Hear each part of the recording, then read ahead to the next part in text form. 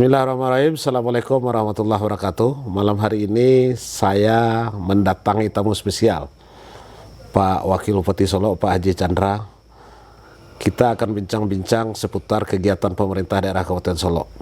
Kalau hari ini kita memasukkan permintaan untuk melakukan podcast, casting dengan Pak Wakil Bupati, insya Allah kita juga akan masukkan ini ke Bapak Bupati biar ada keselarasan. Tema kali ini adalah yang lagi viral-viralnya tentang 100 hari kabinet pemerintahan yang dipimpin oleh Pak John Pandu dan Pak Chandra. Agak menarik tema ini karena memang di media sosial maupun media cetak ini cukup banyak pro dan kontra. Tentu ini mesti harus bertabayun kita terlebih dahulu. Pak Wabub, selamat datang di podcast Pak Wabub. Kita mulai yang ringan-ringan dulu Pak Wabub. Oke Pak De. Saya melihat aktivitas selama Pak Wabub jadi Wakil Bupati di Kabupaten Solo ini segar terus. Nah ini amalan apa yang dipakai ini Pak Wabub? Apakah memang mirip-mirip seperti Buya ini? Karena Buya jam 4 sudah datang ke masjid ini. Bantu dijawab ini Pak Wabub. Oke, bismillahirrahmanirrahim. Assalamualaikum warahmatullahi wabarakatuh. Waalaikumsalam. Makasih banyak ini sudah dikunjungi nih oleh Pak Hafni Hafiz, dan malam hari ini kita podcast tendangan Hafni Hafiz, tendangan bebas Hafni Hafiz ya? Tendang bebas Hafiz. Oh, tendangan bebas Hafiz. TBH Pak. Surprise kita. Kita minta maaf dulu nih ke Pak Hafni Hafiz. Kenapa? Karena udah lama kita ingin bersilaturahim dalam bentuk giat podcast ini, tapi dikarenakan sesuatu dan lain hal baru malam hari ini bisa kita podcast, dan itu pun terundur. Iya, di tengah-tengah kesibukan. Karena memang sebelumnya kita belum dapat info akan ada pelantikan Bapak Sekda Provinsi. Iya.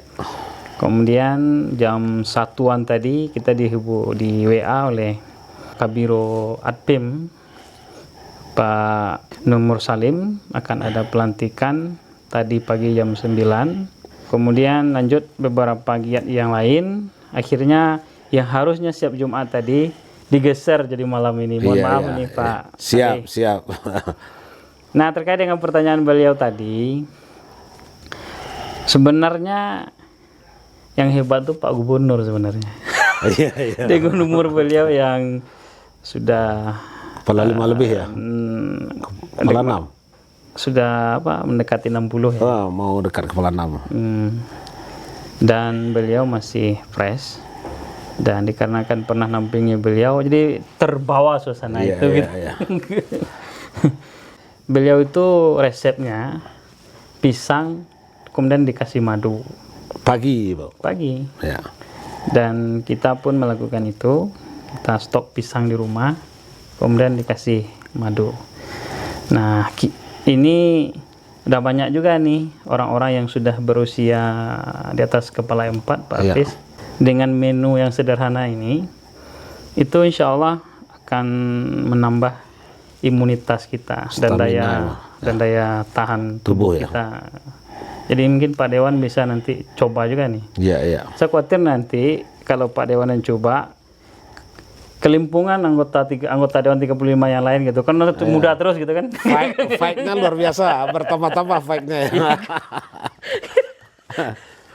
Jadi kalau kemudian puasa Senin Kamis. Puasa Senin Kamis ya. Puasa Senin Kamis. Kenapa demikian? Karena memang puasa Senin Kamis itu faedahnya luar biasa.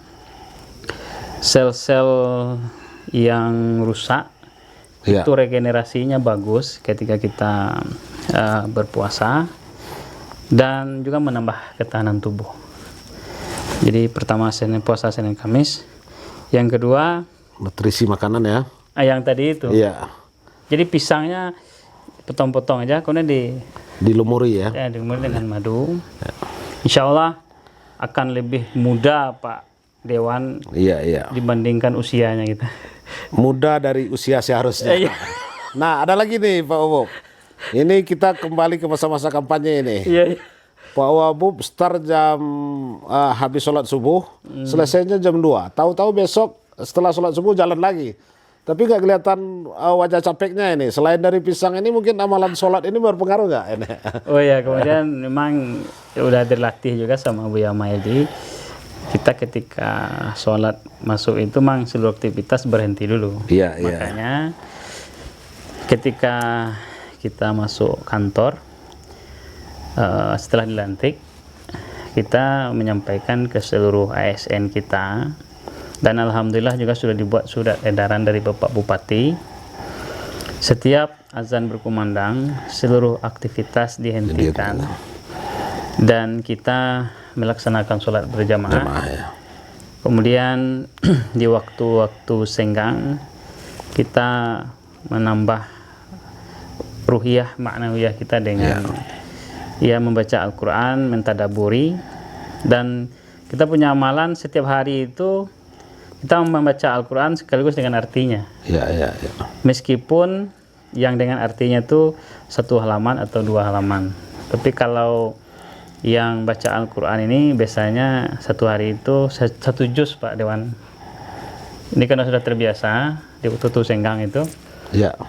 Kan 1 halaman itu lebih kurang ada 4 menit. Ini menjadi sebuah inspirasi bagi kita masyarakat Kabupaten Solok. Pemimpin kita sudah mencontohkan hal seperti itu. Mungkin ini tinggal kita menirunya. Beralih kita ke cerita program. Tunggu tambah lagi. Iya. Kalau kita puasa tadi ya. Ya. Itu Senin, Kamis, waktu istirahat kita yang harusnya 6 jam, ya. 5 jam, itu bisa jadi 3 jam istirahat kita. Iya. Jadi kalau kita puasa, itu kita bisa mengurangi istirahat itu sampai 50%. Justru puasa itu menambah stamina jadinya. Stamina bertambah dan kita tak butuh istirahat lama. Iya. Ini kan, ini menarik nih. Iya, ini menarik ini. Kalau kita nggak puasa, maka kita butuh waktu tidur lama. Iya. Jadi contoh kita nggak puasa kan, itu biasanya kita harus tidur itu 5 jam, 6 jam. Bahkan ada orang yang 8 jam. Tapi kalau kita puasa, diskon 50%. Iya. Kalau bisa 8 jam tidurnya cukup 4 jam, 6 jam tidurnya cukup 3 jam. Pakai ini ya. Iya. Ini rumusnya nih. Iya, rumusnya itu. Jadi kalau kita bayangkan kan, kalau kita puasa, kita capek, terbalik malah. Iya, justru semangatnya menjadi-jadi. Itu kan sebenarnya kita rasakan di Ramadan. Di Ramadan, ya. betul Pak Dean. Sekarang Pak Wabub mengajak memang untuk melaksanakan Senin Kamis lagi. Iya. Biar produktivitas kerja meningkat. Betul, kan nggak butuh istirahat lama. Nggak butuh istirahat. Ada diskon 50%. Iya, 50% itu. Nah, kemudian Pak Wabub, kita beralih ini ke program 100 hari. Apa sih program 100 hari itu Pak Wakil Bupati? Ya, yang pertama kita mulai dari visi kita. Visi ya. Pak De. Kan kita menginginkan di visi kita tersebut pemerintahan kabupaten yang melayani demi terwujudnya menuju masyarakat madani dan sejahtera. Dan itu yang kita inginkan. Jadi awal kami apel, kami sampaikan ada sebuah pepatah Arab mengatakan Sayyidul kaum khadimuhu. Sebaik-baik pemimpin adalah melayani. Iya. Pemimpin itu kita harapkan itu dia punya semangat melayani yang dipimpin. Jadi pemimpin tersebut adalah melayani siapa yang dipimpinnya. Iya. Itu mindset yang kita tanamkan kepada seluruh ASN kita. Ketika ada yang menemui pimpinan OPD, ASN, apapun lah jabatannya, jangan sampai ketika ada masyarakat kita yang mengadu ke kita merasa terbebani. Iya. Padahal itu tugas pokok kita. Melayani kemudian mencarikan solusi ya. Mencarikan solusinya. Nah, itu yang pertama. Kemudian yang berikutnya, kita dengan Pak Bupati canakan juga program ini jauh-jauh hari sebelum kita menang. Iya. Jadi ketika kita kampanye, ketemu sama teman-teman, kita sudah fokus kalau seandainya nanti Allah kasih kemenangan, kita akan serius mengurus masalah Solok bersih. Iya, Solok bersih. Kenapa demikian? Karena memang kunjungan ke Kabupaten Solok ini luar biasa. 2024 aja hampir 2 juta orang. Hampir 2 juta ya. 1,9 juta orang yang berkunjung ke Kabupaten Solok. Bagi pengunjung ke Kabupaten Solok ini yang tahu dengan kita, ada nomor kita sama dia, ada sharing WA kita. Iya. Kabupaten Solok ini indah tapi sampahnya berserakan gitu kan. Sepanjang jalan. Jorok kata dia kan. ketika kemarin di jalan-jalan utama nasional dan provinsi tersebut dibersihkan, keluarlah sampah itu semuanya. Iya, iya. Makanya kita ketika kampanye sudah intens membicarakan tentang program Solo Bersih. Alhamdulillah Pak De. Ya, siap. Ketika kita retret kemarin, Oh, yang ada di Magelang ya, Pak? di Magelang, apa yang disampaikan oleh Pak Prabowo itu sama juga dengan kita. Iya, Ini iya. Pak De menarik. Iya. Pertama kata Pak Prabowo, tak ada lagi kepala daerah, gubernur, bupati, wali kota yang jadi raja-raja kecil di daerah. Semuanya harus melayani masyarakat. Nah, sama dengan visi kita kan? Iya, iya, iya. Beliau minta kepala daerah itu punya semangat melayani. Melayani. Jangan ada lagi raja-raja kecil. Nah, yang kedua, juga Pak Prabowo menyampaikan di Karekret, kami minta kepada gubernur, bupati, wali kota beserta wakil dan jajaran serius mengurus masalah sampah. Sampah ya, iya, iya. Itu kata Pak Prabowo itu. Kalau Ternyata nggak Kabupaten Solok melakukan juga. jadi sebelum Pak Prabowo menyampaikan itu, kita Iya, sudah mulai ya. sudah ada program kita Iya. untuk itu gitu. Jadi dua ini menarik bagi kami. Kita ketika kampanye serius berbicara, menyampaikan tentang Solo bersih, tentang Solo yang melayani. Di retret kemarin, Pak Prabowo ulang yang itu. Iya, iya, iya. Nah, itu disaksikan oleh seluruh kepala daerah se-Indonesia. Nah, makanya kita bangga apa yang menjadi cita-cita kita tersebut sama dengan apa yang menjadi keinginan Bapak Presiden kita. Terkait dengan Solo bersih, Pak Iya. Dewan, kita banyak mendapat apresiasi. Kenapa? Karena biasanya yang bersih-bersih ini kota saja. Iya, iya. Kota Padang, Kota Bukit Tinggi, Kota Payakumbuh, Kota Solo, Kota Sawalunto gitu kan, Kota Parangpanjang. Tak banyak kabupaten yang konsen mengurus masalah Kebersihan. Ya. kebersihan. Dan alhamdulillah kita meskipun ya tanpa embel-embel itu, kita ingin bagaimana Solo ini bersih. Dengan Pak Bupati kita buat gerakan Solo bersih yang kita mulai terlebih dahulu di kantor-kantor kita. Iya. Di kantor-kantor kita juga sudah buat juga surat edaran ke seluruh kantor-kantor OPD, kemudian sekolah-sekolah, puskesmas kita, kantor-kantor pelayanan kita, camat dan wali-wali nagari Kabupaten Solo. Iya. Kita buat surat edaran. Kemudian ke pelaku-pelaku usaha. Kemudian ke tempat-tempat fasilitas umum seperti SPBU, kemudian tempat-tempat pemberhentian, kemudian destinasi-destinasi wisata yang dikelola oleh Pok Darwis. Ya. Semuanya kita surati gerakan Solo bersih. Karena dari data yang kita terima kan Pak Dewan kemarin hadir ketika dengan Walhi kan, Iya, iya. sampah kita itu baru yang sampai ke TPA itu kemarin itu baru 12%. 12%. Ya. Sisanya berserakan di mana-mana. Ada yang ke sungai, ada yang di ke pinggir sungai dan jalan. segala ya. macam. Nah, ini nanti sampai juga kita bahas nanti ini masalah sampah di danau nanti di Iya, Pak De. iya. Nah, alhamdulillah tentang Solo bersih ini mendapatkan apresiasi yang luar biasa dan ke depan kita pun insya Allah akan serius dan fokus mengurus program bersih-bersih di Kabupaten Solo ini. Kita berharap ke depan Pak De, Iya. kita kan sekarang sudah bentuk 74 koperasi merah putih. KMP ya, yang KMP. mendapat penghargaan kemarin. Yang alhamdulillah kita mendapatkan penghargaan kemarin. Kami sudah sampaikan ini di rapat wali nagari dan seluruh camat.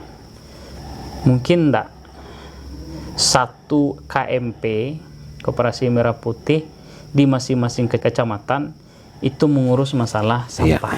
Salah satu sub bidangnya ya. Sub bidangnya Iya. sampah. Ah, ini solutif ini Pak. Iya, jadi Solutif ini. sampah ini menjadi cuan, Iya, iya. menghasilkan. Kalau yang organik sampahnya bisa nanti menjadi pupuk. Iya. Kemudian bisa menjadi maggot. Kalau Iya. yang sampah-sampah sayur segala Iya. macam jalan panjang cocok itu. Kemudian yang plastik-plastik bisa jadi biji plastik, Iya. gitu kan? Sehingganya ada unit usaha KMP ini salah satunya sampah menjadi cuan. Kemudian terkait dengan Solo bersih ini, dikarenakan memang kita punya keterbatasan, alhamdulillah Pak De, anak-anak muda sekarang sudah mau turun tangan untuk bahagian dari duta lingkungan ini, Iya, iya, iya. yang serius mengurus masalah pelestarian danau kita ini. Danau Singkara, Insya Allah nanti akan kita undang Pak Ade. Ya. Anak-anak muda ini udah menghubungi kami. Ya. Dia ingin ngurus masalah sampah yang masuk ke Danau Singkara. Ya. Dan Pak Dewan, anak-anak muda ini sekarang sedang menyiapkan film dokumenter tentang kondisi Danau Singkara hari ini. Ya, ya, ya. Dan kemarin dia masukkan surat ke kami, dan kami sudah teruskan suratnya ke Kades Kesehatan untuk dibantu. Nanti dia akan melakukan uji lab Kualitas air ya. kualitas air Iya. Danau Singkara. Berdasarkan itu nanti dia akan turun untuk bagaimana sampah-sampah yang masuk ke Danau Singkara itu dia bisa tangani.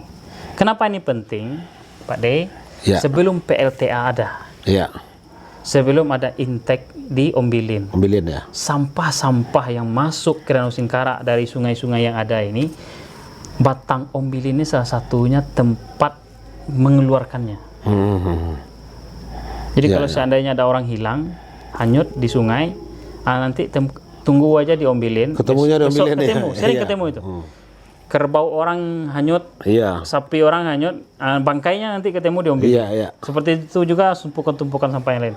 Sekarang ketika PLTA ada, kemudian itu diintek, sampah tuh nggak keluar lagi Pak Dewan. Bayangkan Pak Dewan, setiap hari itu mungkin tonan, Ya. puluhan ton mungkin, dikarenakan danau kita ada banyak nih, yang menyumbang sampah untuk masuk ke Danau Singkara. Laporan yang kita terima, ketika ada penyelam yang menyelam di Danau Singkara, apakah penyelam ini dikarenakan ada mencari orang hilang, kecelakaan, kemudian dia mencari dengan alat selamnya, Tim SAR lah ya. tim SAR, katanya tumpukan sampah itu luar biasa dalam. Dan kami untuk membuktikan, kami ajak teman kami yang penyelam juga, Ya. ajak ke Danau Singkara, kita melakukan penyelaman di Danau Penelitian, Singkara, dan itu jauh dari daerah sungai Ya. yang kita selam itu. Ternyata memang sampahnya luar biasa. Dan inilah yang melatar belakangi anak-anak muda ini Pak Dewan memfollow up program Solo Bersih kita. Iya, iya. Dia ingin sekarang menyasar danau. Nah, jadi danau ini sampah internal dan sampah eksternal. Sampah internal, sampah yang ada sekarang. Ada keinginan dari anak-anak muda. Iya. Kemudian ternyata ada program dari Kabupaten Solok. Ada Menjadi program matching Kabupaten dia. Solok. Matching dia Pak Dewan. Iya, iya. Nah, kami berharap nanti karena Pak Dewan ini Ketua Pansus Reklamasi Danau di atas, Ya. ada juga anak-anak muda, Komunitas ya. komunitas anak-anak muda Yang peduli dengan yang peduli dengan itu. Nanti kita backup. Siap, siap. Nanti kita backup. Ini PR nih mau. Iya, serius. Iya, iya. Karena pada demikian, Pandawara itu Pak Dewan, dia sekarang sudah jadi duta lingkungan dunia. Iya, iya, iya. Dia sudah diundang ke berbagai negara di Eropa. Jadi narasumber ya. Dia diapresiasi oleh dunia. Nah, kita berharap nih anak-anak muda yang baru-baru tamat kuliah ini, gitu kan, yang ingin mencari jati dirinya, kita berharap dia bagian dari solusi masalah sampah kita yang sekarang belum tertangani dengan baik Pak Dewan. Kita mulai dari dua danau ini, karena danau ini kan danau strategis ini. Iya, iya. Bayangan Pak Dewan kalau nggak ada danau di Alan Panjang itu, akan berkurang keindahan Alan Panjang itu sekian puluh persen itu. Orang hanya dapatkan hawa dingin. Iya. Tapi view danau itu nggak dapat. Apa sama orang? Nah, gitu. Itu tentang program Solo Bersih. Kenapa ini kita buat? Karena memang ketika berbicara Solo Bersih, semua orang menerima. Iya. Karena memang itu kondisi real yang dirasakan. Kondisi real yang dirasakan. Yang berikutnya kita fokus ke program-program bagaimana meningkatkan IPM kita. Iya. Nah, kita tahu IPM kita itu kan ranking 17 dari 19 kabupaten kota. Data BPS 2024 ya Pak? Data BPS 2024. Kalau kita turunkan lagi, kesehatan kita itu ranking 19 dari 19 kabupaten kota. Iya. Kemudian pendidikan kita ranking 18 dari 19 kabupaten kota. Kemudian tentang kesejahteraan kita, kemiskinan kita nomor 3 terbanyak orang miskin di Kabupaten Solo ini. Di Sumatera Barat nomor 3 ya? Iya. Ya, paling miskin lah ya. Di Sumatera Barat kita ranking 3. Artinya ini PR kita. Karena memang pemerintah daerah itu berhasil gagalnya dilihat dari data IPM Iya, ini. IPM. Kalau seandainya IPM-nya ini gagal, maka gagallah pemerintah tersebut. Dan 3 ini itu kan dicantumkan dalam Undang-Undang Dasar 1945. Mencerdaskan kehidupan bangsa kan. Ya. Ya, menjaga kesejahteraan gitu kan, mencerdaskan kehidupan bangsa. Dan ini yang terjadi hari ini yang harus kita benahi. Nah, apa yang kita lakukan terkait dengan kesehatan? Kesehatan. Alhamdulillah berkat dukungan Pak Dewan dan teman-teman DPRD, kita kan sudah menganggarkan 6 miliar. Iya. Bagaimana UHC kita ini naik. Mudah-mudahan berkenan juga Pak di DPRD, anggota DPRD kita, pimpinan beserta anggota menambah nanti di perubahan. Iya. Kita sepakati bersama-sama ya Pak. Iya. Nah, harapan kita seperti itu. Supaya, karena gini Pak Dewan, orang Solo, Kabupaten Solo yang pindah ke kota Solo dikarenakan fasilitas layanan kesehatan gratis ini dari ke tahun jumlahnya sangat banyak. Kami ketemu sama wali kota Solo, tahu nggak Bang, kata wali kota Solo, penduduk kita bertambah setiap tahun tuh hampir 5.000. Dan rata-rata orang Kabupaten Solo yang pindah ke kota Solo. Karena memang program berobat gratis ini ya. Program berobat gratis. Cukup pakai KTP masuk rumah sakit, asal KTP Solo digratiskan. Digratiskan. Tapi Pak Wabo punya rencana kayaknya seperti itu ini. Ini mau punya rencana seperti itu. Keinginan kita memang seperti itu. Karena memang undang-undang mengatakan pemerintah itu wajib masyarakatnya itu UHC. Jadi 98% BPJS-nya itu tertangani. Itu undang-undang yang ngomong seperti itu. Tapi lagi-lagi kita untuk melangkah ke sana memang untuk bisa cepat tak bisa. Karena memang keterbatasan anggaran kita. Di samping kemarin ada efisiensi dengan keluarnya Impres Pak Presiden nomor 1 tahun 2025 kemarin, tambah lagi dengan surat edaran Menteri Dalam Negeri nomor 900/833 itu memang agak berat kelihatannya. Tapi ke depan ini perlu keseriusan kita mungkin pemerintah daerah dengan DPRD yang disebut dengan pemerintahan. Kalau pemerintah daerah kan kami nih. Iya, pemerintah aja. Kalau pemerintahan daerah kan kita berdua nih. Kalau pakaian berarti 2 legislatif dan eksekutif. Iya, betul. Ini memang perlu kita dudukkan bersama Pak Dewan. Ya, karena begini Pak, saya potong sedikit. Kan banyak kejadian-kejadian miris. Ketika seseorang mau berobat, kemudian mengurus BPJS tidak bisa, harus nunggu 14 hari, pulanglah pasien ini. Kita dalam hal ini tentu pemerintah daerah dan DPRD-nya tentu tidak ingin kejadian ini selama kepemerintahan ini dan untuk selanjutnya. Sekira itu Pak, silakan dilanjutkan Pak. Ya, itu memang serius mungkin kita dengan DPRD nanti membicarakan bagaimana program ini bisa kita carikan solusinya. Karena APBD kita terbatas, masyarakat kita banyak, beda dengan kota Solo yang masyarakatnya jauh di bawah kita. Hanya 2 kecamatan ya. Hanya 2 kecamatan. Kita ini 14 kecamatan, 412.000 jumlah penduduknya. Dan ini kelihatannya anggota DPRD kita nambah ini 2029 40 itu. 40 kelihatannya ini. Kita sudah di atas 40.000. 400.000 nambah nih kelihatannya.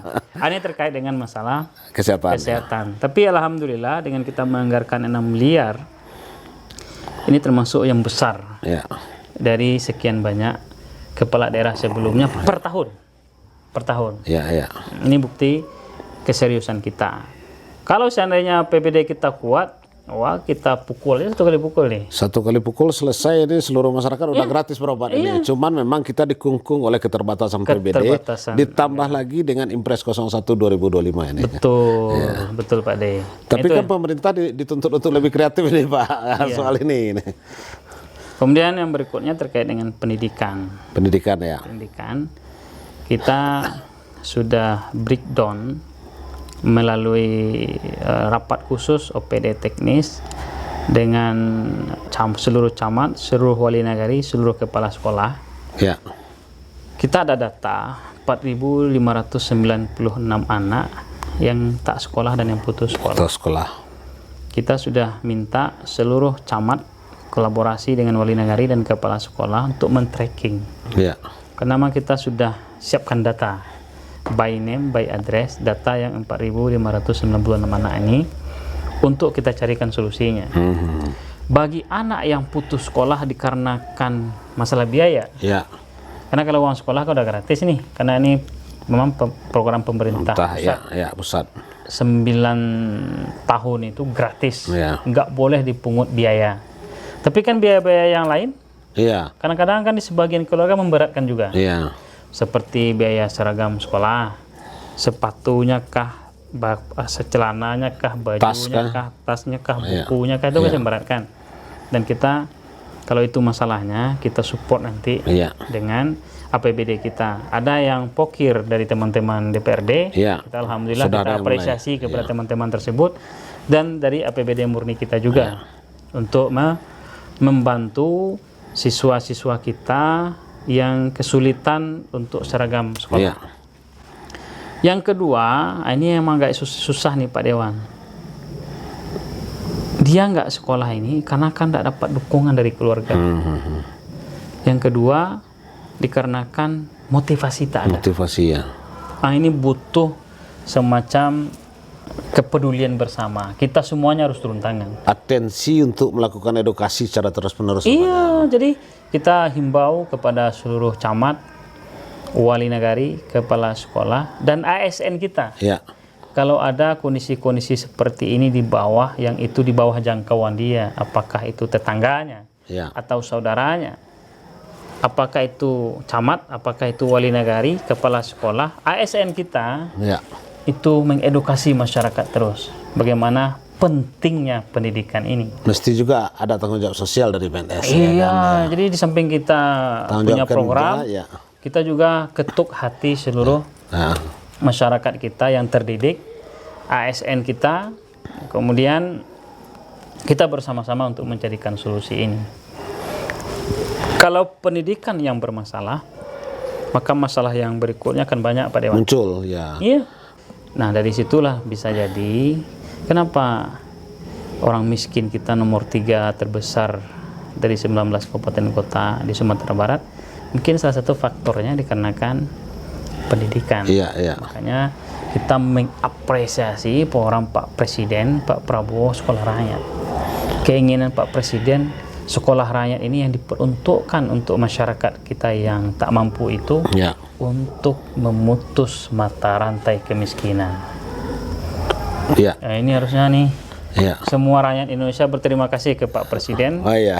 Walaupun efisiensi tapi ternyata Tapi untuk ada nilai penting di belakang efisiensi Untuk pendidikan ini, nggak ada ya. efisiensi. Iya, ya. Untuk pendidikan nggak ada efisiensi, malah ditambah. Iya, ditambah ya. Ditambah oleh Pak Presiden kita anggaran untuk pendidikan dan kesehatan. Untuk Kabupaten Solo sendiri, Pak, sekolah rakyat ini udah bisa anak-anak daftar ini. Kalau untuk sekolah rakyat ini di Kabupaten Solo kita bisa berbangga. Iya, Kenapa demikian? Informasi yang kami terima nanti dicek. Iya. Untuk tahap pertama ini di luar Pulau Jawa, Iya. kita satu-satunya sekolah rakyat. Yang lainnya itu balai Iya, iya.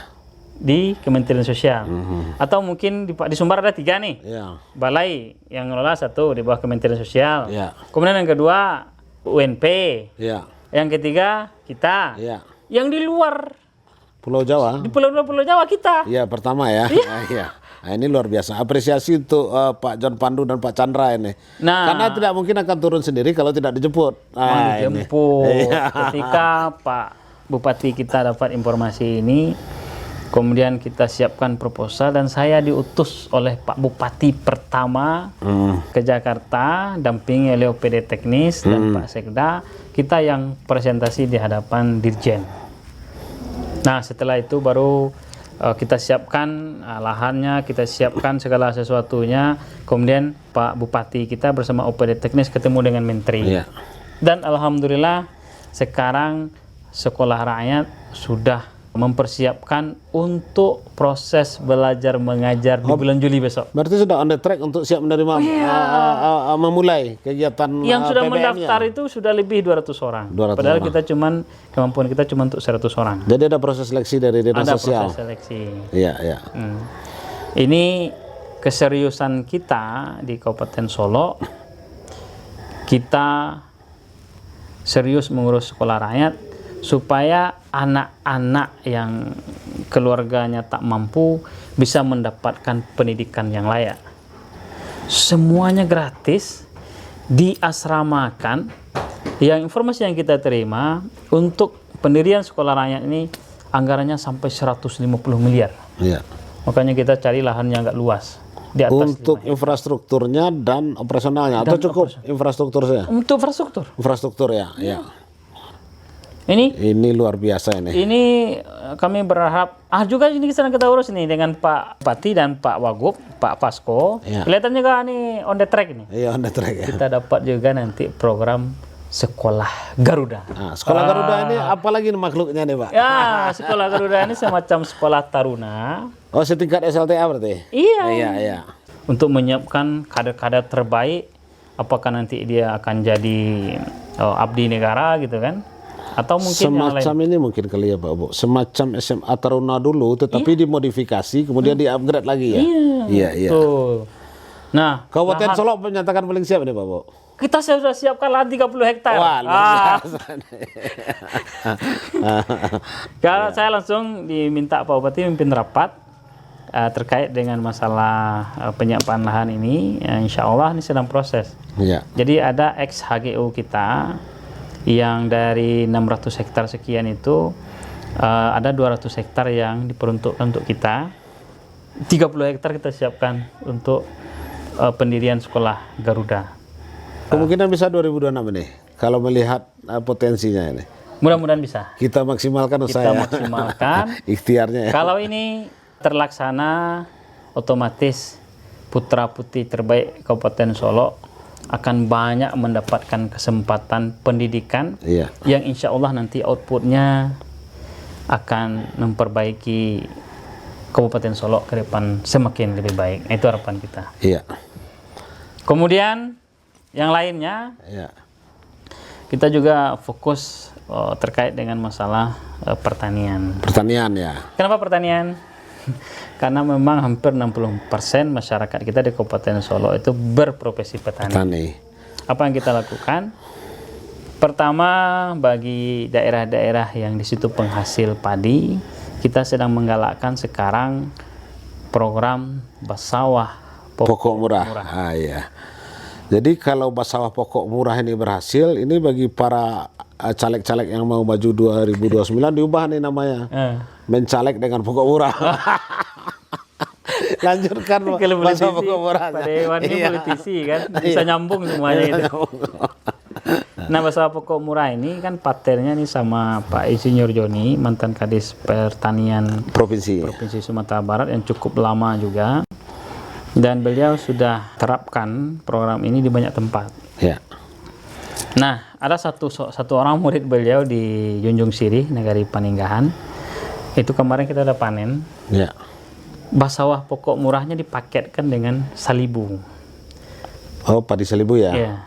Apa basawah pokok murah dulu? Basawah pokok murah ini kita menanam padi, tak butuh olah tanah seperti sawah biasa. Kita cuman buat bedengan. Setelah bedengan dibuat, kemudian nanti jerami dimasukkan nanti ke itu sawah tadi. Iya. Masukkan jerami, jadi jeraminya nggak boleh dibuang. Karena memang jerami ini nanti unsur penting dari basawah pokok murah. Menjadi nutrisinya ya? Menjadi nutrisinya. Kemudian setelah selesai jerami kita tabur di sawah ini, baru nanti kita lakukan penyemaian. Penyemaian ya? Selama 14 hari. 14 hari. Nanti bisa teknisnya, caranya dilihat nanti di YouTube kita. Iya. Atau di YouTube Pak Insinyur Joni. Kemudian setelah 14 hari, benih tadi kita tanam di sawah tadi. Ya. Itu nggak boleh banyak. 1 batang atau 3 batang, maksimal 3 batang. Nah, nanti dia akan beranak 1 hari itu 1 batang. Jadi Oh gitu ya, 1 hari 1 batang ya? Jadi kalau seandainya nanti dia beranak itu ada selama 30 hari, ya. Berarti 30 batang. 30 batang. Tapi itu tadi menanamnya itu nggak boleh lebih dari 14 atau 15 hari. Karena masa-masa dia beranak itu di sana. Yang produktif itu. Produktif. Tapi kalau udah umur sekian lama gitu kan. Itu dia nggak banyak beranak lagi. Makanya orang mentanam banyak-banyak itu karena itu nggak efektif. Nah.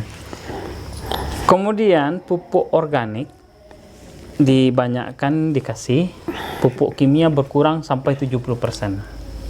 Jadi kan butuh kandang aja. Iya. Pupuk kimia itu cuma butuh 30%. Nggak boleh lebih. Kalaupun nggak ada pupuk kimia juga nggak masalah. Nah gitu. Jadi nggak harus pakai pupuk kimia pun tak masalah. Kemudian nggak pakai pestisida. Kenapa demikian? Karena dengan bersama pokok murah jerami ditabur tadi, 1 meter jerami yang kita tabur tadi, itu nanti akan ada serangga pemakam hama. Dan 1 meternya itu bisa sampai 10 nanti itu. Serangga di bawah jerami. Yang nanti dia akan memakan hama menjadi backup bagi padi itu sendiri. Jadi itu ekosistem yang dibuat oleh Allah Subhanahu wa taala. Luar biasa itu. Nah, dipaketkan dengan program Salibu, kita tanam 1 kali bisa panen 3 kali. Dan itu sudah dicoba di Nagari Paninggahan, Kecamatan Jungsiri. Beliau sudah melakukan ini sudah 5 tahun. Makanya kemarin ketika kita panen, Pak Insinyur Joni hadir dan hasilnya pun cukup bagus. Dengan bertanam sawah, bertanam padi seperti biasa, hasilnya nggak jauh beda berarti? Bahkan meningkat. Meningkat ya? Meningkat ini 15% sampai perlu dikembangkan. Nah, di Paninggahan ini sedang mencoba sekarang. Yang kalau yang 1 kali tanam 3 kali panen kan udah lama nih. Ada yang mau mencoba nih untuk 4 kali bagaimana gitu. Nah, ini sedang dia coba, dia tes tentang program Salibunya. Nah, itu. Kemudian yang lain, masing-masing daerah ini kan sudah ada penelitian dengan ketinggian sekian, kemudian dengan kualitas tanah tertentu, itu tanaman cocok apa. Nah, kita akan siapkan nanti bibit-bibit unggul untuk daerah-daerah tertentu tersebut. Apakah nanti dalam bentuk program One Village, One Product, tapi pertanian. Pertanian produknya. Kita pernah pergi ke daerah selatan, tempat Pak Dewan ini, Pak Hafiz. Di sana orang kan minta markisah ini dibudidayakan kembali. Markisah ini kita hidupkan kembali. Apa menjadi penyakit itu bisa kita carikan obatnya. Nah ini, daerah-daerah yang lain pun seperti itu. Seperti yang kami sampaikan ke Pak Dewan tadi, di Paninggahan itu ada namanya bekas kebun kopi zaman Belanda yang ribuan hektar. Dan sudah teruji. Nggak perlu pakai pupuk, nggak perlu pakai apa gitu kan, yang kopi ini sudah menghasilkan juga. Saya sekolah, saya kuliah, orang tua saya buat rumah dikarenakan kebun kopi ini. Tapi dikarenakan harganya beberapa waktu yang lalu tuh tak menjanjikan, akhirnya ditinggalkan masyarakat. Bahkan dari sekarang harga kopi luar biasa pada luar biasa. Kalau yang bagus itu sampai 60.000. 70.000. 60 sampai 70.000-an. Nah, karena memang kalau dahulu kopi itu bukan hanya bijinya, bahkan di zaman penjajahan itu ada juga daun kopi itu yang kita nikmati sekarang. Kopi kawah daun. Menarik ini Pak Wabub terhadap One Village One Product ini. Karena begini, ketika kita cerita persoalan tadi Pak Wabub sampaikan persoalan markisah, sebenarnya sudah ada yang mulai.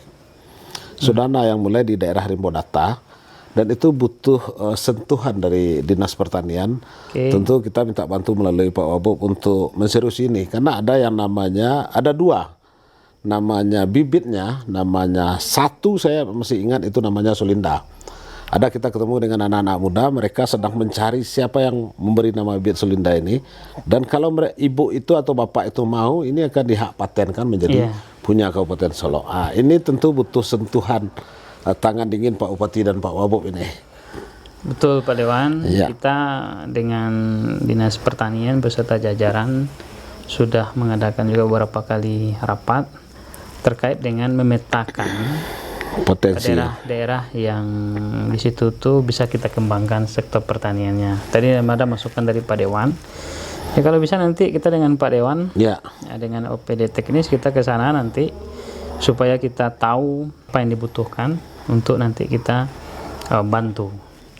Karena memang kita harus serius mengurus masalah ini. Iya, Karena iya. memang ini hampir 60% masyarakat kita itu memperprofesi itu. Iya. Jadi memang harus kita urus serius gitu, Pak Dewan. Nah, yang berikutnya kita juga serius mengurus masalah pembinaan KONI yang sebelumnya Vakum. vakum. Alhamdulillah Ya. KONI sudah selesai mengadakan musyawarah daerahnya dan Iya. sudah terpilih ketua definitif. Iya. Alhamdulillah. Kemudian cabur-cabur yang sebelumnya mati berkat support kita bersama, termasuk mungkin teman-teman di dewan yang kebetulan Iya. sebagian besar juga Pegang cabur. pengurus cabur, Iya. ketua cabur, serius mengurus. Alhamdulillah cabur sekarang sudah hidup. Ini bukti keseriusan kita. Iya. Sebelumnya mati suri, sekarang sudah menggeliat kembali.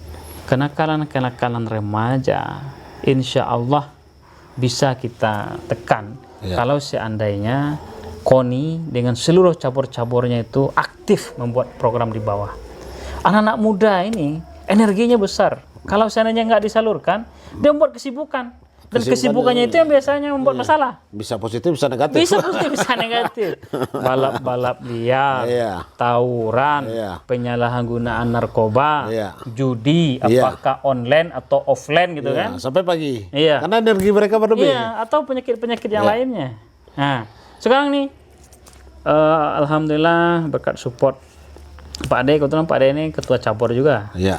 Nah, alhamdulillah KONI sudah terpilih ketua definitif dan kita berharap KONI ini aktif membina cabur-cabur sehingga anak-anak muda kita ini disibukkan dengan kegiatan-kegiatan positif keolahragaan yang tak terpikir lagi bagi dia untuk melakukan kegiatan-kegiatan yang negatif Iya, seperti yang iya. kita sampaikan tadi. Kemudian untuk lembaga-lembaga keagamaan kita sudah rapat kemarin dengan Buya GG, Buya Ya, Rizal Gus Ghazar Rizal dengan Ghazar, seluruh ormas keislaman didukung oleh Kemenak dengan oleh MUI juga. Nah, mudah-mudahan ke depan kita juga akan buat program tentang penguatan lembaga-lembaga keagamaan kita dengan turunan-turunannya nanti Ya. mungkin di masjid-masjid. Keinginan kita lembaga-lembaga keagamaan ini ada masjid binaannya. Iya, iya, iya. NU ada masjid binaannya, Muhammadiyah ada masjid binaannya, Perti, Perti ada iya. masjid binaannya, Tarbiyah ada masjid binaannya, MUN Majelis Iya, Ulama Nagari, Nagari, ya. kemudian Kemenak itu kan ada masjid Iya. binaannya, DMI Dewan Masjid Indonesia selaku yang mengayomi semua masjid ini bisa membackup nanti program-program lembaga-lembaga tadi untuk bagaimana masjid-masjid binaan ini bisa jalan. Iya. Nah, di mana masalahnya nanti akan kita coba backup, akan coba kita bantu. Kemudian Elkam, alhamdulillah Elkam sudah kita lantik meskipun kemarin ada dinamika dan alhamdulillah dinamikanya sudah bisa Sudah selesai, diselesaikan dan sekarang sudah selesai juga membentuk beberapa Elkam kecamatan. Iya. Dengan kolaborasi kita semua ini, insya Allah kita optimis apa yang menjadi ketertinggalan Kabupaten Solok ini bisa kita kejar ke depan. Karena nggak selesai dengan Iya, pemerintah daerah saja. Harus semuanya kita kolaborasi. Iya. Ini mamaknya kita kompakkan, organisasi-organisasi pemudaannya kita bina, olahraga organisasi keolahragaannya kita bina, camat wali nagari aktif semuanya. Insya Allah kita optimis lah ke depan Pak Dewan. Ini bisa kan kita carikan solusinya. Termasuk kegiatan provinsi yang juga menjadi program kita Nagari Kreatif Hub. Iya, Insya Nagari Allah. Kreatif Hub. Anak-anak muda ini sudah ada komunitas-komunitas dia dan sudah pertemuan juga. Mungkin nanti ke depan dengan Pak Dewan, dengan Pak Bupati kita mungkin bisa ketemu dengan komunitas-komunitas anak muda ini. Iya, iya. Ada komunitas seni, Iya. ada komunitas konten kreator, Konten kreator ya. ada komunitas UMKM. Iya. Dan itu kan butuh sentuhan kita bersama. Ini program Pak Pasko dari provinsi yang kita berkeinginan Kabupaten Solok menjadi pilot project. Nah, itu Pak Dewan. Iya. Nah, ada lagi nih Pak Dewan. Nah, lanjut aja Pak. Ini seluas-luasnya waktu ini. Ini banyak kerja. Iya. Nah, ini ada yang sedang kita formulasikan. Kabar baiknya untuk mengantisipasi penyebaran penyakit masyarakat ini yang di mana-mana sangat marak. Alhamdulillah kita dengan Pak Bupati sudah ketemu dengan mantan Bupati kita Pak Gamawan, Iya. Pak Gusmal, Pak Samsur Rahim. Beliau insya Allah nanti 3 bupati ya? iya tambah satu ketua MUI Sumbar, Oh, Pak Gege ya? Buya Gege yang orang Solo juga akan ketemu dengan seluruh camat, seluruh wali negari, seluruh ketua PPN, ketua KAN, ketua Bundo Kanduang, ketua Pemuda Paganagari, kemudian melibatkan Prokopimda, kemudian Kemenak juga. Apa yang akan kita lakukan? Bahwasanya untuk mengantisipasi terkait dengan merebaknya penyakit masyarakat ini butuh kesadaran kita bersama. Insya Allah di awal Juli program ini insya Allah akan kita laksanakan. Iya, iya. 4 orang pembicara, Pak Gamawan, Pak Samsur Rahim, Pak Gusmal. Pak Gusmal, Buya Gus Rizal Kasar. Oh iya, 4 orang ya. Jadi beliau nanti Semuanya orang Solok nah. orang Solo. Beliau ingin mengetuk semua kita. Iya. Jangan tunggu anak kita, kemenakan kita, orang-orang dekat kita yang jadi korban baru kita peduli. Iya, iya. Dari sekarang beliau minta semua kita peduli. Jangan seperti pemadam kebakaran ya. Iya. Terbakar dulu baru pemadam datang. Nah, caranya bagaimana? Bagi nagari-nagari yang struktur kelembagaan nagarinya tersebut sudah berjalan dengan baik, itu akan kita dorong untuk membuat Peraturan nagarinya ya. peraturan nagari, yang mana peraturan nagari ini nanti untuk menjaga anak kemenakan. Makan. Bagi nagari yang buat kemudian dilaksanakan, kita akan kasih reward dengan program Iya. dari APBD kita. Dan alhamdulillah ketika kita sonding ke Pak Gubernur pun apresiasi, dan beliau sudah buatkan pergub, peraturan gubernur, BKK itu bisa langsung ke nagari. Rekomendasikan saja nanti oleh bupati, Iya. gitu kan? Nagari mana yang akan kami bantu BKK-nya, nanti kami bantu. Iya. Bagi nagari yang buat kemudian ini bisa jalan. Iya, iya, iya. Nah, kemudian ada yang bertanya apakah ini masih efektif? Nah, kami sampaikan. Ada satu di Nagari Paninggahan sampai sekarang masih berjalan. Iya. Yaitu tak boleh organ malam. Kenapa tak boleh organ malam? Karena memang ketika tak ada ini hampir setiap minggu di Paninggahan itu orang berkelahi. Iya, tawuran ya. Jam 12 musiknya sudah tripping, kemudian minum-minuman keras, memakai sabu, mabuk, kemudian berkelahi. Ya. Hampir tiap minggu, setidaknya 1 bulan itu ada. Dengan ada nanti bisa tanya lah nanti di Paninggahan, sudah 23 tahun tuh nggak ada orang yang berkelahi antar kampung. Iya, karena sudah diatur. Sudah diatur. Iya. Ternyata yang dijalankan itu lebih ditakuti oleh masyarakat dibandingkan KUHAP. Tentang hukum pidana. Ya. Dan perda-perda yang lainnya, maksud perda syariah. Kenapa demikian? Karena memang sanksi ini sanksi sosial. Bagi yang melanggar, kalau dia ada keramaian di sana nggak dihadiri, ada yang meninggal di sana, suruh dia sendiri yang mengurus jenazahnya. Itu lebih ditakuti oleh masyarakat dibandingkan yang lain. Nah, 74 nagari ini tentu tak semuanya nagari ini siap. Setidak-tidaknya pilot project kita carilah beberapa nagari dulu. Tapi yang penting sekali kesadaran kita bersama untuk mengantisipasi yang namanya penyakit masyarakat ini. Masalah tawuran, masalah balap-balap liar, masalah narkoba, masalah judi, itu yang masalah LGBT ya. Dan dengan turunan-turunannya. Nah, kenapa demikian? Karena memang kalau tidak kita semua peduli, siapa lagi? Dan pemerintah memiliki keterbatasan. Itu mungkin Pak Dewan sekedar pengantar, kelihatan panjang banget nih. Iya. Tidak ada masalah Pak Wabub. Potongnya Ya. penting-penting. Cuman begini Pak Wabub. Iya. Saya coba catat di memori saya. Iya. Di program 100 hari itu ada pendidikan, Iya. ada kesehatan, ada pertanian, ada olahraga, kemudian ada jangka panjangnya keagamaan, Iya. kemudian menyangkut adat, Iya. kemudian tentu pemerintah daerah Kabupaten Solo punya target. Salah satu targetnya adalah keluar dari angka 17-18 yang Pak Wabub sampaikan.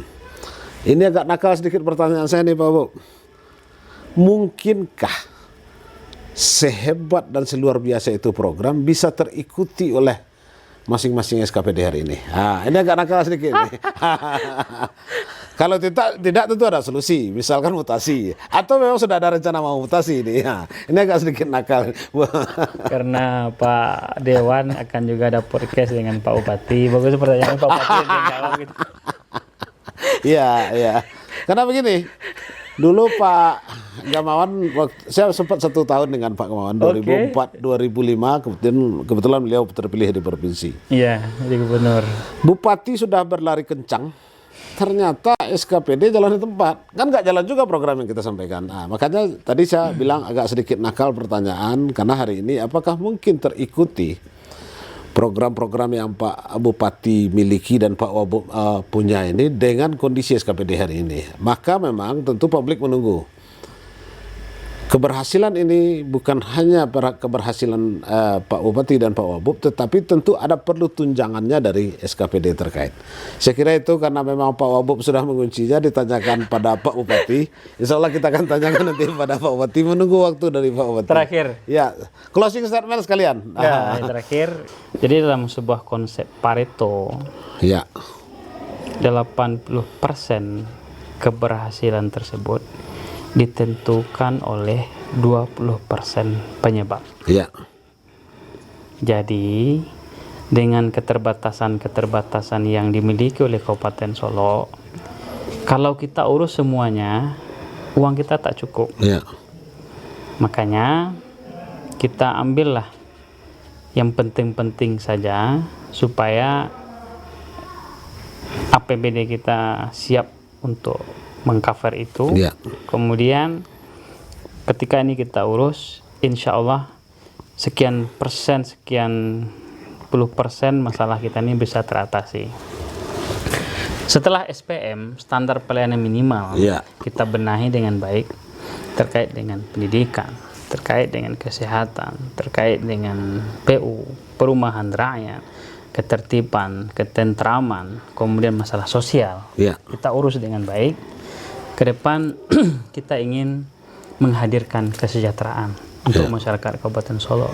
Maka kesimpulan kita untuk menghadirkan kesejahteraan untuk Kabupaten Solo, kita urus pertanian dengan baik. ya, Karena hampir 60% masyarakat kita petani. ya, Yang kedua, kita urus pariwisata dengan baik. ya, Kenapa pariwisata? Karena pariwisatalah yang paling efektif untuk mesejahterakan masyarakat, dikarenakan kita punya potensi untuk itu. ya, ya, Nah, ada program Pak Gubernur, yaitu yang tertuang dalam RPJMD beliau sebelumnya dan yang akan datang, menjadikan Gunung Talang sebagai destinasi wisata kelas dunia. ya, ya, Yang perencanaannya di periode Pak Gubernur sebelumnya sudah ya, dilaksanakan, dimulai. dan kita sekarang melanjutkan.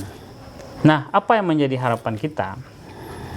Setelah flyover Situ Njalawi selesai, ya, ini akan menjadi destinasi wisata unggulan yang satu-satunya mungkin di Indonesia. ya, ya, Karena memang anggarannya cukup besar ini, Ya. dan pun indah kalau sebenarnya kita lihat master plan-nya.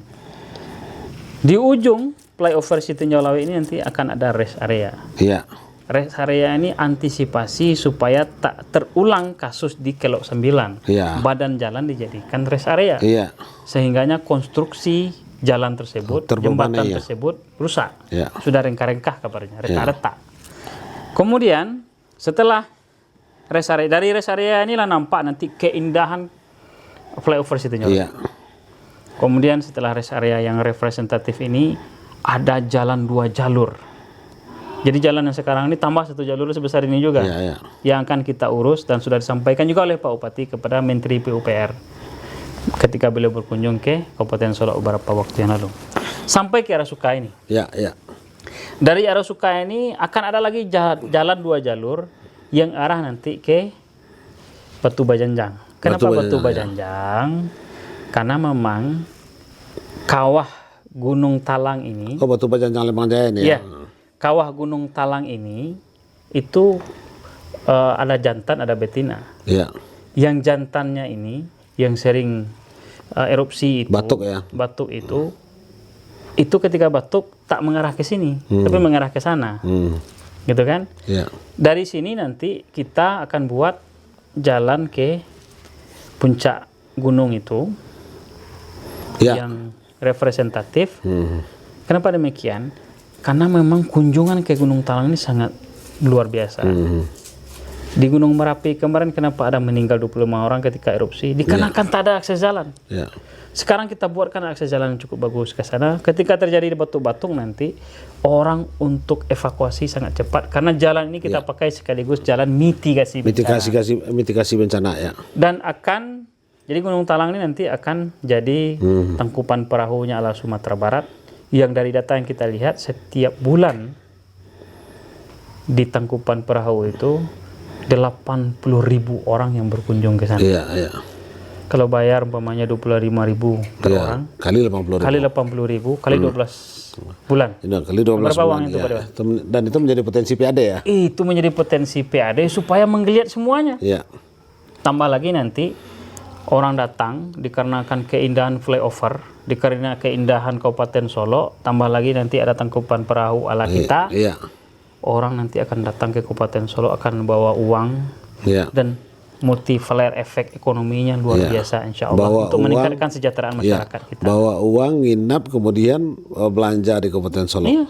UMKM akan tumbuh. Dalam pembahasan RT RW kemarin kan kawasan Gunung Talang ini kan termasuk juga nanti ke arahnya ke sini. Oh iya, masuk. Ke Danau Kembar. Ke apa ini ke Gunung Talang ini yang pemukiman penduduknya. Ya, benar itu, Pak. Jadi sekarang kita satu-satunya mungkin kabupaten yang punya 5 danau. Iya. Yang danau-danaunya itu indah. Danau atas indah, danau bawah indah, danau Talang indah, danau Singkara. Kita optimis nih Pak Dewan. Terakhir, fa'illam tushgilha bil asaim sagalakas sagair. Jika kita tidak disibukkan dengan hal-hal yang besar, kita akan disibukkan dengan hal-hal yang kecil. Wah, luar biasa. Waktu 24 jam ini akan habis juga. Untuk itu kita pergunakan waktu 24 jam ini untuk mengukir hal-hal yang besar. Dan itu butuh kolaborasi kita bersama, termasuk dengan Pak Dewan kita. Assalamualaikum warahmatullahi wabarakatuh. Waalaikumsalam warahmatullahi wabarakatuh. Demikian podcast kita kali ini. Kita sudah bicara program kerja 100 hari. Kemudian kita bicara tentang mimpi-mimpi besar pemimpin Kabupaten Solo. Tentu banyak harapan, banyak doa yang kita sampaikan. Semoga ini dijabah oleh Allah, kemudian diikuti dengan kerja-kerja keras. Bukan hanya kerja keras Bupati dan Wakil Bupati, tetapi adalah kerja keras kita semua, termasuk kerja keras dari SKPD. Saya kira itu, saya sebagai host ingin pamit, tetapi tentu ada closing juga. Closingnya tetap seperti biasa. Kami yang berdiskusi, Anda yang menilai. Assalamualaikum warahmatullahi wabarakatuh. Oke.